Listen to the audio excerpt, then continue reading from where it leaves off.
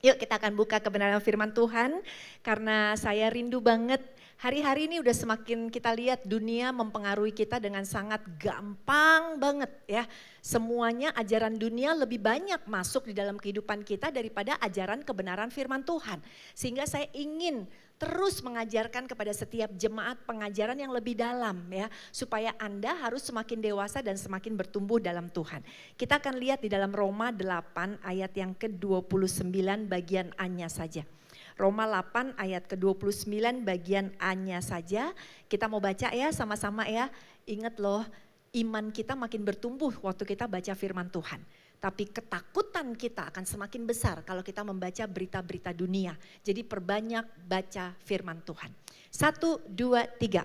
Sebab, yuk baca yuk, 1, 2, 3. Sebab semua orang yang dipilihnya dari semula, mereka juga ditentukannya dari semula untuk menjadi serupa dengan gambaran anaknya. Lanjut, supaya ia, anaknya itu menjadi yang sulung di antara banyak saudara. Lihat, semua yang dipilihnya, kita sudah dipilih oleh Tuhan, kita ditentukan dari semula untuk apa? Untuk menjadi serupa, katakan semua serupa. Kita tahu ya arti kata serupa, sama gitu ya, segambar, serupa. Jadi kita, Anda semuanya dijadikan serupa dengan gambaran Kristus. Bukti selanjutnya 1 Yohanes 2 ayat yang ke-6. Kita mau baca 1 Yohanes 2 ayatnya yang ke-6. Baca lagi dengan suara keras, keluarkan suara kita 1, 2, 3. Barang siapa mengatakan bahwa ia ada di dalam dia, ia wajib hidup sama seperti Kristus telah hidup. Saya mau tanya sama saudara, siapa di sini yang percaya bahwa kita hidup di dalam Kristus, Kristus di dalam kita, angkat tangan. Yes, kita semuanya ya. Dikatakan kalau Anda sudah tunjuk tangan, Anda wajib hidup sama seperti Kristus telah hidup. Wajib itu harus, enggak boleh enggak. Bahasa Inggrisnya a must, bahasa Betawinya kudu ya kan, harus banget. Nah kalau Anda tadi udah angkat tangan tapi hidupmu belum sama seperti Kristus, ini yang harus diperbaiki. Ini tanda tanya, kenapa udah kenal Tuhan bertahun-tahun, udah kenal Tuhan 5 tahun, 10 tahun, 20 tahun, kok hidupmu gak serupa ya sama Tuhan. Nah kita mau belajar dari apa yang Tuhan ajarkan sendiri, bagaimana sih Tuhan, apa yang harus aku lakukan supaya aku hidup serupa dengan Tuhan Yesus Kristus. Tuhan memberikan satu khotbah yang fenomenal, yaitu khotbah di bukit. Di mana khotbah sederhana ini sudah terkasih benar-benar akan membawa kita, membuat kita semakin serupa dengan Tuhan.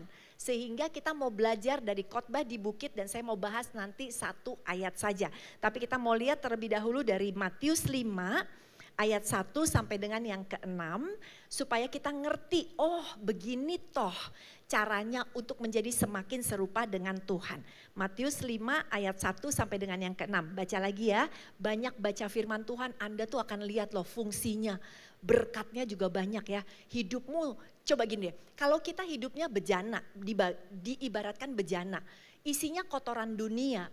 Kalau Anda taruh bejana itu, kalau kita punya bejana atau vas yang kotor banget, di dalamnya ada lumpur, di dalamnya ada pasir, di dalamnya ada segala macam sampah. Anda tinggal buka keran ya, keran air bersih, kemudian vasnya ditaruh di bawah keran itu, lama-lama air akan ngisi dan yang kotor akan keluar. Keluar, sama. Kalau hidup kita izinkan diisi dengan kebenaran firman Tuhan, maka saya yakin, saya percaya kejahatanmu, dosamu, perbuatan duniawian kita akan semakin hilang, semakin berkurang. Ada amin sudah terkasih? Dan itu yang harus terjadi di dalam kehidupan kita semua. Kita baca 1, 2, 3. Ketika Yesus melihat orang banyak itu, naiklah ia ke atas bukit dan setelah ia duduk, datanglah murid-muridnya kepadanya. Maka Yesus pun mulai berbicara dan mengajar mereka, katanya, berbahagialah orang yang miskin di hadapan Allah, karena merekalah yang empunya kerajaan sorga. Berbahagialah orang yang berduka cita karena mereka akan dihibur. Berbahagialah orang yang lemah lembut karena mereka akan memiliki bumi. Berbahagialah orang yang lapar dan haus akan kebenaran karena mereka akan dipuaskan. Nah, Tuhan Yesus itu cool banget, keren banget. Waktu dia menjadi pengkhotbah, ya kan, dia berkhotbah di atas bukit. Dia nggak pakai kata-kata yang susah. Dia pakai perkataan-perkataan yang relate dengan kehidupan kita. Pertama dia katakan tadi, berbahagialah orang yang miskin, ya kan. Kita tahu banyak orang miskin, banyak orang gak punya uang, banyak orang melarat. Seringkali keadaan kita juga gak punya apa-apa. Dan Tuhan taruh itu menjadi bagian dari khotbahnya, yang miskin di hadapan Tuhan itu justru yang akan diberkati. Bertolak belakang dengan dunia. Dunia nggak boleh kita miskin. Dunia ngajarin kita kaya. Tetapi miskin di hadapan Tuhan bukanlah bicara soal kekayaan. Tetapi miskin adalah soal kita melarat banget. Karena kita sangat butuh Yesus nomor satu di dalam kehidupan kita. Kalau Anda punya jiwa yang melarat banget, Anda tuh akan mencari yang namanya pertolongan. Kalau melarat udah, aduh Tuhan tolong banget dong. Nah bayangkan kalau melaratnya adalah untuk Tuhan. Anda hanya benar-benar menomorsatukan Tuhan di dalam kehidupanmu. Lalu dikatakan, berbahagialah orang yang berduka cita. Berduka cita dunia juga gak suka, dunia cari ketawa. Dunia cari kesenangan, tetapi sama Tuhan disuruh berduka cita. Kenapa? Karena berduka cita bicara penyesalan. Sedih banget, nangis banget atas dosa-dosa kita. Jadi saudara terkasih, Tuhan luar biasa. Tuhan ajarin kita bagaimana caranya untuk menjadi semakin serupa dengan Dia. Kemudian kita belajar lagi, berbahagialah orang yang lemah lembut. Dunia gak suka orang lemah lembut karena dipikirnya orang lemah lembut itu lemah. Tetapi sebenarnya ya, orang lemah lembut adalah orang yang kuat tapi bisa mengendalikan kekuatannya. Dunia nyuruh kita kuat, dunia nyuruh kita berwibawa, dunia menyuruh kita itu berkuasa. Kalau perlu aku bos, aku tunjukin kekuatanku, aku suami, aku tunjukin kekuatanku. Tapi Tuhan gak ngajarin kita seperti begitu. Semakin serupa dengan Tuhan, Tuhan bilang belajarlah daripadaku karena aku lemah lembut. Tuhan kasih tunjuk dia lemah lembut. Berarti dia kuat, tapi dia bisa mengendalikan kekuatannya. Nah kalau kita udah semakin belajar menyerupai Tuhan, wah indah banget saudara. Hidupmu akan seperti Kristus, pelan-pelan akan menjadi seperti Kristus. Dan kita belajar sekarang, berbahagialah orang yang lapar dan haus akan kebenaran. Saya tahu di antara Anda semua saat ini udah ada yang lapar, ya kan? Sambil ngebayangin, aduh pulang dari sini makan bakmi keriting chasyu enak banget gitu kan. Anda mungkin lapar udah ngebayangin, aduh ntar makan bebek di bawah gitu kan. Tuhan relate, Tuhan tahu kondisi kita kalau lapar sama haus. Makanya dia katakan di dalam khotbahnya simple, lapar dan haus bukan sama makanan. Tapi lapar dan haus akan kebenaran. Waktu Anda tahu kebenaran, maka hidupmu ya kan akan dipuaskan oleh Tuhan. Tahukah kita Alkitab itu adalah buku tentang kebenaran. Buku tentang mencari kebenaran saudara. Dan dari perjanjian lama aja udah terbukti. Karena di dalam perjanjian lama Raja Daud udah pernah ngomong seperti ini jauh sebelum Tuhan Yesus berkhotbah di atas bukit. Raja Daud udah ngerti. Yang harus dia laperin, yang harus dia hausin, itu bukan perkara dunia. Yang harus dilaperin sama dihausin oleh hidup dia adalah mencari kebenaran di dalam Tuhan. Kalau kita lihat di dalam Mazmur 42 ayat 2 sampai dengan ketiga. Ini masih bicara soal lapar ya dan haus. Dia bilang gini, jiwaku haus kepada Allah yang hidup. Bilakah aku boleh datang melihat Allah? Dia katakan, jiwaku haus kepada Allah, ya kan? Bilakah aku boleh datang melihat Allah? Lihat, dia cari Tuhan, dia haus, dia ngerti hausnya cuma ada pada saat dia datang kepada Tuhan. Kemudian kalau dilihat lagi, ada lagi ya kan, Mazmur 107 ayat ke-9. Saya mau jelasin dulu ke saudara bahwa Alkitab ini bicara soal haus dan lapar akan kebenaran senantiasa. Dikatakan di dalam Mazmur 107 ayat yang ke-9. Sebab dipuaskannya jiwa yang dahaga dan jiwa yang lapar dikenyangkannya dengan kebaikan. Berarti saudara terkasih, pada saat kita mencari kebenaran, kita hanya bisa mendapatkannya dari Tuhan saja. Oke, itu perjanjian lama. Saya mau kasih tahu kepada saudara perjanjian baru deh supaya Anda ngerti. Anda harus lapar, harus haus hanya kepada Tuhan. Ya, kita lihat di dalam perjanjian baru. Yohanes 4 ayat 13 sampai dengan ke-14. Yohanes 4 ayat 13 sampai 14. Baca lagi yuk, 1, 2, 3. Jawab Yesus kepadanya, barang siapa minum air ini ia akan haus lagi. Air apa? Air timbaan, air dari sumur, air dunia saudara. Tapi dia jawab lagi selanjutnya, tetapi barang siapa minum air yang kuberikan kepadanya, ia tidak akan haus untuk selama-lamanya, ya. Sebaliknya air yang akan kuberikan kepadanya akan menjadi mata air di dalam dirinya yang terus memancar sampai kepada hidup yang kekal. Lihat, kalau kita cari yang namanya memuaskan dahaga kita sama perkara dunia, Anda akan haus lagi. Anda akan kejar terus perkara-perkara dunia dan perkara dunia tidak pernah bisa memuaskan kehidupan kita. Bahkan justru semakin Anda cari perkara dunia, Anda akan semakin haus akan perkara dunia. Kemarin ada seorang wanita kontak saya, minta didoakan lewat DM saya. Saya bilang, oh ya boleh sekali didoakan. Kenapa? Saya nanya. Terus dia bilang, saya calon pengantin. Oh oke. Terus dia katakan, uang pernikahan kami yang untuk kami menikah oleh calon pasangan saya, itu dipasang di sebuah saham yang cepet banget, yang bisa dapat uang begitu banyak kata dia. Terus udah gitu tergiur dong karena temen-temennya semuanya taruh uang di saham tersebut dan semua untung. Jadi ya udah kita taruh uang modal pernikahan kita. Bahkan uang tabungan saya yang gak ada hubungannya sama untuk pernikahan, saya juga taruh semuanya. Semua uang kita taruh di situ. Dan apa yang terjadi?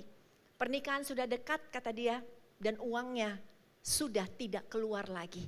Artinya buntung, ditipu, hilang semuanya. Saya baru kumpul, itu cerita yang wanita ini. Tapi saya juga mau cerita yang lain. Saya baru kumpul dengan sepupu-sepupu saya. Ya, kita kumpul dengan sepupu-sepupu, kita ngobrol-ngobrol, asik banget ngobrolnya. Sampai pada satu pembicaraan, membicarakan satu sepupu yang gak datang.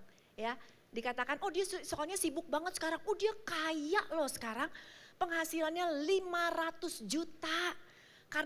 Karena main ini, main itu segala macam. Dan yang lainnya pada dengar dan berkata, wow ya kan. Bukankah kita seringkali lapar dan haus akan perkara-perkara dunia? Kita haus akan uang, kita kejar uang, kita dapat gaji 5 juta, kita rasa gak cukup 5 juta, kita pengen 50 juta. Saya mau bilang gak salah loh saudara, saudara boleh kerja lebih keras, saudara boleh punya uang lebih banyak. Bahkan dari 50 juta, kalau Anda kepengen punya uang 500 juta juga boleh. Anda adalah bendaharanya Tuhan.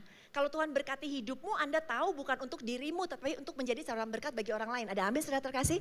Tapi yang jadi masalah adalah Anda belum puas di dalam. Sehingga Anda tidak pernah bersyukur dengan berkat yang ada. Karena Anda haus dengan perkara-perkara dunia dan Anda terus mengejar apa yang ada di luar hidupmu. Sesuatu yang Anda gak akan bawa ke dalam kekekalan. Hari-hari semakin jahat. Hari-hari saudara terkasih kita gak pernah bisa duga. Pandemi adalah teguran dari Tuhan untuk hidup kita semakin mencari Tuhan. Pertanyaannya, apakah dalam waktu 2 tahun ini Anda semakin bertumbuh? Anda semakin baca firman Tuhan? Anda semakin kejar Tuhan?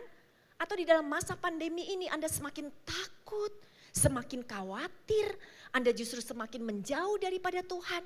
Kita gak pernah tahu waktu kita kapan akan datang. Waktu-waktumu habis, waktu Tuhan izinkan engkau meninggalkan dunia ini, percaya kata saya, kekayaanmu tidak engkau bawa, pialamu tidak engkau bawa, award yang engkau peroleh tidak engkau bawa. Yang engkau bawa ke sana adalah yang di dalammu. adakah di dalammu berisi aliran-aliran air kehidupan. Seperti tadi firman yang kita baca, yang terus memancar sampai kepada hidup yang kekal. Saya tegaskan saudara terkasih, bukannya gak boleh kita mencari perkara dunia. Karena kita masih hidup di dunia, kita harus kerja, membiayai istri kita, anak-anak kita. Ya, kita kepengen mencapai pencapaian-pencapaian, boleh. Tetapi jangan sampai Anda kejar yang itu dulu sebelum Anda mengisi apa yang ada di dalammu. Kalau yang di dalammu tidak kuat, engkau isi, ditampung lagi, engkau ada beban tentang kekayaan, beban uang, engkau taruh di atas hidupmu yang tidak ada tulangnya, maka akan hancur hidupmu. Hari ini perkuat dulu yang di dalam. Perkuat dulu spiritualmu, cari Tuhan dengan segenap hati, lapar dan haus akan Tuhan, lebih lagi, dan di situ kita bisa melihat bahwa dunia tidak bisa memuaskan kita, hanya Tuhan yang sanggup memuaskan kita. Beri tepuk tangan dong buat Tuhan kita Yesus Kristus. Banyak orang kaya, tapi ada sesuatu yang missing, kekayaannya gak bisa memuaskan dia. Dia akan terus kejar lagi kekayaan. Ada orang yang punya teman banyak, tetapi merasa kesepian. Ada orang mungkin sudah terkasih, yang di rumahnya pialanya banyak, awardnya banyak. Tapi ada sesuatu yang belum bisa memuaskan dia. Kenapa? Karena kita tahu, hanya Yesus saudara. Hanya Tuhan yang sanggup untuk memuaskan kita. Amin saudara. Untuk itu lapar dan hauslah akan kebenaran. Sekarang saya masuk kepada kebenaran supaya saudara ngerti. Saya harus lapar dan haus sama kebenaran. Apa sih kebenaran? Yang pertama saya ingin bagikan. Kebenaran yang pertama adalah kasih karunia yang Tuhan berikan dalam hidup kita. Kita semua dulu penjahat. Kita semua dulu pendosa. Kita semua dulu orang yang berantakan hidupnya. Kemudian hanya karena pembenaran dari Tuhan, righteous daripada Tuhan, kita mendapatkan keselamatan. Tahukah saudara gak ada jalan lain kepada Bapa di surga selain daripada keselamatan yang Tuhan berikan dalam kehidupan kita Yesus Kristus. Kita gak perlu bayar apa-apa. Kita udah ditebus dengan darah yang mahal. Anda bisa jadi orang Kristen enggak karena Anda dulu nyumbang gereja, karena Anda dulu jadi orang baik, karena dulu Anda itu suka nolong orang. Enggak, kita jadi orang Kristen. Kenapa? Karena kasih karunia Tuhan aja. Kita gak bisa membenarkan diri kita. Kita gak sempurna. Kita udah jatuh di dalam dosa. Bahkan ketika kita lahir pun kita udah jatuh di dalam dosa. Istilahnya karena dosa yang diwariskan oleh Adam dan Hawa. Nah, bagaimana kita yang tidak sempurna ini udah dapat keselamatan ya. Kita yang tidak sempurna ini bisa masuk ke surga. Kalau tidak dibenarkan, dikuduskan oleh Tuhan. Gak bisa saudara terkasih. Perbuatan baik kita gak akan membawa kita ke surga. Perbuatan baik kita tidak akan menyelamatkan kita hanya karena kasih karunia Tuhan saja. Sudah tahu, setelah kita terima kasih karunia, Tuhan ngajarin kita untuk menjadi serupa dengan Tuhan. Semakin hidupnya, kita udah kudus nih, semakin hidup kita menyerupai dengan Tuhan. Kenapa Tuhan kuduskan kita? Karena kelak kita akan tinggal di surga. Yang percaya kita masuk surga katakan amin. Amin, kita semua akan ke surga. Sudah tahu? Surga itu kalau kita baca di dalam kitab Wahyu, kalau kita dengar orang-orang yang udah pernah melihat surga, saudara, surga itu mirip-mirip dunia. Ada jalanannya, bedanya jalanan di dunia aspal, jalanan di surga terbuat dari apa? Emas. Ada rumah, saudara, ada padang rumput, ya kan? Kemudian ada sungai yang mengalir, mirip sama dunia tetapi sempurna. Saudara, kalau kita tidak disempurnakan oleh Tuhan, kita setengah baik, kita setengah jahat. Kemudian kita masuk ke surga yang sempurna. Yang di surga gak ada kejahatan, gak ada tangisan, gak ada orang iri hati. Gak ada orang tukang bohong di surga. Tahu-tahu kalau kita tidak disempurnakan, kita masuk ke surga dengan setengah kejahatan kita. Apa yang terjadi di surga? Di surga yang ada akhirnya juga sama kayak di muka bumi. Makanya Tuhan gak izinkan. Kita kalau tidak dikuduskan tidak masuk ke dalam surga. Lalu saudara, kita udah terima kasih karunia, Anda udah ngerti di titik awal sini. Terima kasih Tuhan untuk righteous, untuk kebenaran yang Tuhan kasih dalam hidupku. Terima kasih untuk kasih karunia. Ini pemberian gratis, Anda gak bayar apa-apa. Contohnya Anda nggak punya rumah, ya 20 tahun hidup ngontrak aja. Saudara Anda kaya raya ngelihat Anda kasihan. Lalu katakan, oke, saya beliin kamu rumah. Oh, saudara loncat-loncat seneng, makasih ya. Anda nggak perlu bayar 1 sen pun Anda dapat rumah. Rumah bagus di alam sutra. Waduh, Anda pesta gembira, saudara. Tetapi setelah Anda terima kunci rumah, apa yang harus Anda lakukan? Anda harus pelihara rumahnya, harus bayar listrik, Anda harus bayar PAM, bayar segala macam kebutuhan rumah. Anda nggak datang lagi kepada yang memberi dan berkata, bayarin dong. Enggak, sama dalam hidup kita. Kasih karunia Tuhan udah kasih, tapi selanjutnya kita yang harus menjaga keselamatan tersebut. Caranya gimana? Menjadi semakin serupa dengan Tuhan. Ada amin saudara? Beri tepuk tangan sekali lagi dong buat Tuhan kita Yesus Kristus. Berarti kebenaran yang pertama kita dapat dari Tuhan. Kebenaran yang kedua kita bicara adalah gaya hidup yang harus kita lakukan. Gaya hidup kita harus sesuai dengan kebenaran firman Tuhan. Gaya hidup kita enggak lagi seperti cara dunia. Gaya hidup kita harus semakin Kristus yang semakin besar dan kita yang semakin kecil di dalam kehidupan kita. Karena yang mengaku ada di dalam Tuhan, tadi dikatakan kita wajib untuk hidup seperti Tuhan sendiri. Hari ini saudara, yuk kita cek hidup kita. Anda udah punya gaya hidup Kristus belum? Tuhan ngajarin kita apa? Pagi-pagi berdoa, Anda udah banyak doa belum? Anda udah lapar dan haus akan kebenaran enggak? Baca Alkitab enggak? Ikutan tadi NDC baca Alkitab bersama enggak? Apa Anda baca Alkitab enggak menjadi kehausan? Enggak lapar? Tahukah kita? Semakin Anda baca, saya yakin banget Anda akan ketemu jawaban-jawaban yang kita cari. Kalau saya baca Alkitab seringkali saya berkata, wow Tuhan bagus banget Tuhan. Saya seperti kenyang, saya dapat sesuatu wow. Tapi beberapa saat saya tahu saya harus baca lagi. Karena saya pengen dapat lagi, lapar lagi, haus lagi. Saudara mau cari buku apapun di muka bumi ini yang akan menuntun kepada kesuksesan hidupmu. Tidak ada satupun yang akan mengalahkan kehebatan cara Tuhan supaya kita bisa menjadi sukses. Amin saudara, karena caranya beda, bukan cara dunia. Cara dunia jadi sukses begini. Cara Tuhan jadi sukses tadi kita baca, ya kan? Kebalikannya dari dunia, disuruh miskin dulu, ya kan? Disuruh berduka cita dulu, berbalik 180 derajat. Nah hari ini saudara, ayo makin kejar Tuhan di dalam kehidupan.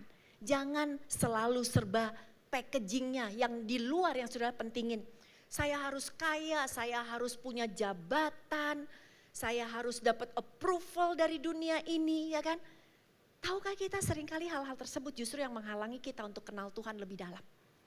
Kesibukan Anda menghalangimu dari punya waktu untuk Tuhan. Segala physical blessing lah, berkat physical yang kita terima di dalam kehidupan kita seringkali justru membuat kita jauh daripada Tuhan. Ingat ya, yang targetnya cuma pengen diberkati aja, kita gak akan sampai kepada berkat itu. Tetapi yang targetnya ingin kenal Tuhan lebih dalam, justru berkat akan mengikuti hidup kita. Ada amin saudara? Rubah target kita. Beri tepuk tangan dong buat Tuhan kita Yesus Kristus. Yang lapar akan kebenaran akan kejar itu. Yang lapar sama dunia akan kejar dunia. Dan sekali lagi, semakin Anda kejar, Anda semakin lapar, semakin haus. Anda kejar segala sesuatu yang dunia tawarkan, Anda tidak pernah akan puas. Kebalikannya, Anda kejar Tuhan, Anda pun tidak pernah akan puas. Anda rindu untuk selalu dekat dengan Tuhan. Amin saudara terkasih. 1 Yohanes 2 ayat 16, yuk kita baca. 1 Yohanes 2 ayat ke-16. 1, 2, 3. Sebab semua yang ada di dalam dunia, yaitu keinginan daging dan keinginan mata, serta keangkuhan hidup, bukanlah berasal dari Bapa, melainkan dari dunia. Ingat, kita dulu dari dunia, terima kasih karunia. Kita sekarang udah terima roh Bapa dalam kehidupan kita. Berarti apa? Yang dunia harus ditinggalkan. Anda coba cek hidupmu. Apakah hidupmu masih penuh dengan keinginan daging? masih dengan kenikmatan dunia walaupun tahu itu dosa, walaupun tahu berbuat jahat itu nggak boleh, menyia-nyiakan istri, nggak menghargai istri, ngomong kasar sama istri, istri mungkin tidak menghargai suami, tidak appreciate suami, anak ngelawan sama orang tua nggak ngerawat anaknya, engkau masih curang, masih korupsi, masih judi, masih berbuat dosa, nonton video porno, masih selingkuh, masih mesum, masih berzina, saudara. Dikatakan apa? Bukan dari Bapa. Itu dari dunia dan kita udah ditebus dari dunia ini, saudara. Makanya gaya hidupmu harus berubah. Sehingga orang waktu ngelihat engkau dulu, lo beda banget ya. Lo tuh dulu gue kenal tuh gila, lo tukang bohong lo gitu kan. Sekarang kok beda banget. Karena apa? Semakin serupa dengan Tuhan. Keinginan mata coba. Sekarang Instagram. Anda lihat orang pasang gambar mobil sports kepengen. Lihat cewek-cewek pakai tas mahal ya kan. Kulit buaya kepengen. Nanti ada kulit monyet kepengen juga saudara ya. Kulit-kulit yang lain saudara semuanya kepengen. Kita apa? Ditawarkan dengan keinginan mata. Dan akhirnya kita kejar sekali lagi yang packagingnya. Sudah tahu packagingnya cuma bungkus luarnya aja. Anda kalau dapat angpau, Anda lebih pilih angpau sederhana isinya 1 juta atau angpau cakep banget isinya 20.000. Pilih yang mana? Yang 1 juta kan, ya kan? Yang penting isinya itu yang ada di mata Tuhan.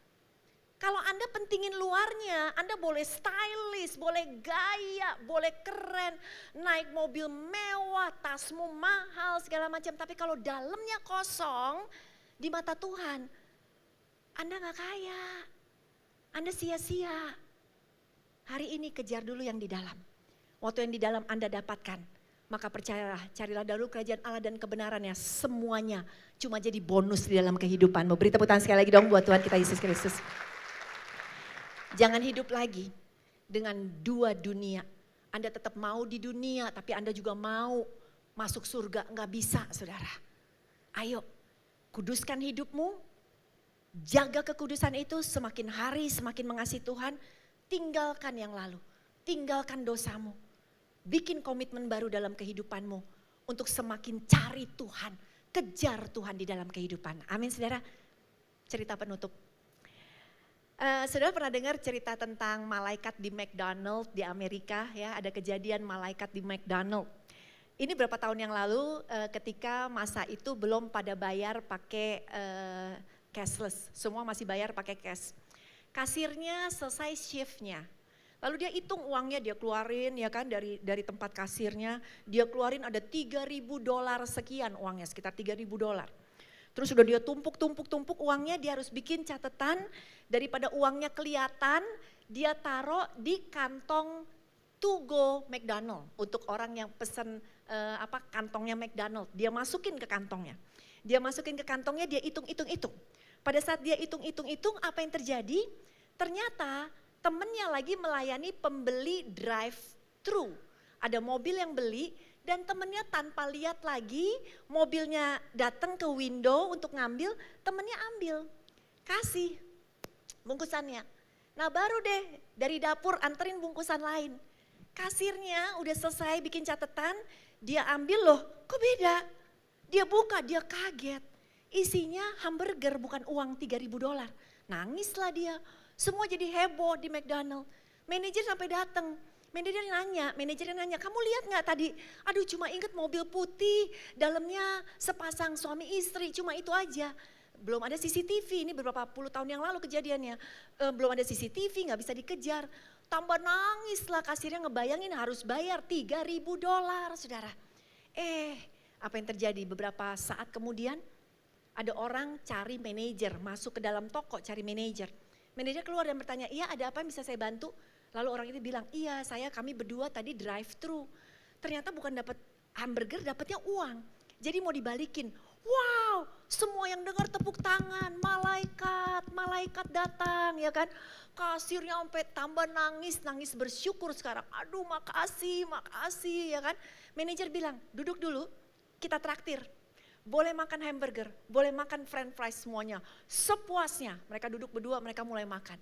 Manajer masuk ke dalam, lalu dia telepon stasiun TV, wartawan-wartawan, suruh datang karena McDonald kedatangan malaikat. Ya kan? Terus sudah, manajer datang lagi. Mereka berdua pamit pulang, makasih ya Pak Manajer, kami udah kenyang. We're so full, we're going back now, katanya gitu. Manajer bilang, wait a minute, tunggu dulu. Saya udah panggil stasiun TV, wartawan-wartawan datang. Ini di zaman sekarang, jarang ada orang yang mengembalikan uang. Bisa aja dia kabur, tapi kalian berdua berbeda, kalian berdua itu malaikat, ya kan.